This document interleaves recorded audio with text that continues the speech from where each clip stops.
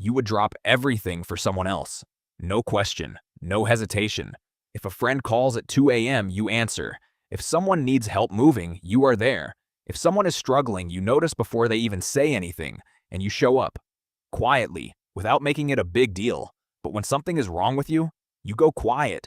You say you are fine. You figure it out alone. You carry it by yourself until it gets heavy enough that you can't anymore. And even then you find a way to keep going without telling anyone. And somewhere in the back of your mind, there is a voice that says, "This is just how it is. This is just who I am."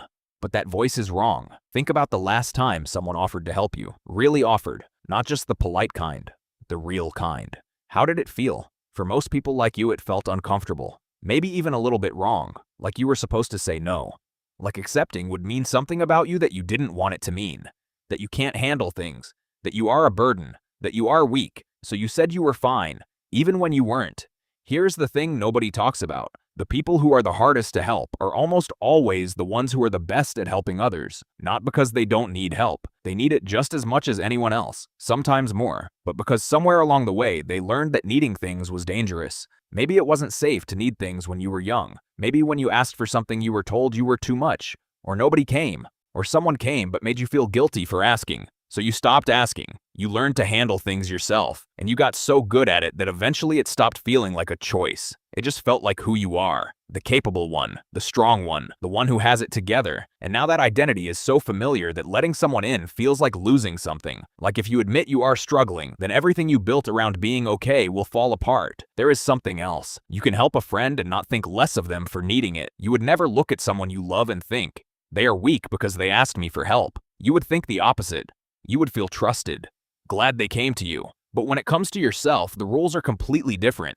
When you need help, you think it makes you less. When you struggle, you think it makes you a burden. When you can't figure something out alone, you think it means something is wrong with you. You have one set of rules for everyone else and a completely different set for yourself. And the version of the rules you keep for yourself is so much harsher. And here's the part that is hardest to say out loud. Sometimes you help other people so much because it is easier than being helped yourself.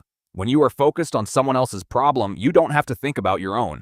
When you are the one giving, you are in control, safe, useful, needed.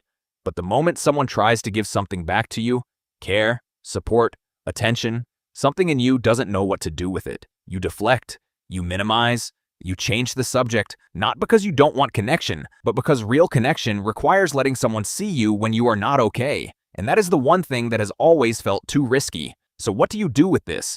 You start small. You don't have to suddenly open up to everyone. You don't have to call someone at 2 a.m. and tell them everything. You just have to find one person, one safe person, and let them in a little.